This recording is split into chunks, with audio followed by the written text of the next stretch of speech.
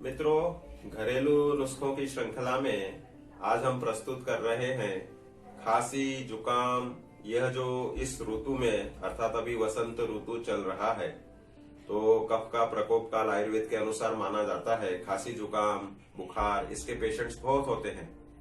तो जिसको भी कफ बनता हो, खांसी जुकाम हो रही हो, उसके लिए एक सरल घरेलू नुस्खा यह है कि हम 5 हिस्से गुड़ लें, 1 हिस्सा सौंठ लें, 2 हिस्सा हल्दी लें और 1 काली मिर्च मात्र लें।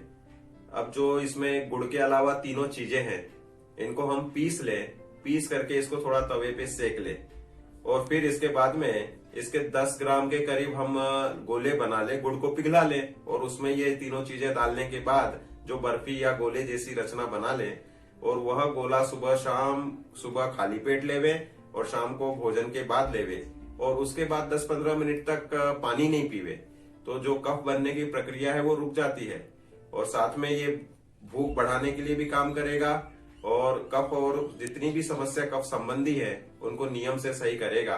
खांसी जुकाम बुखार में भी लाभप्रद रहेगा। पुरानी खांसी अगर हो, पुरानी जुकाम रह रही हो महीनों महीनों की, तो वह भी इससे दूर हो जाएगी। आजमाया हुआ ये घरेलू नुस्खा जरूर सबके लाभ में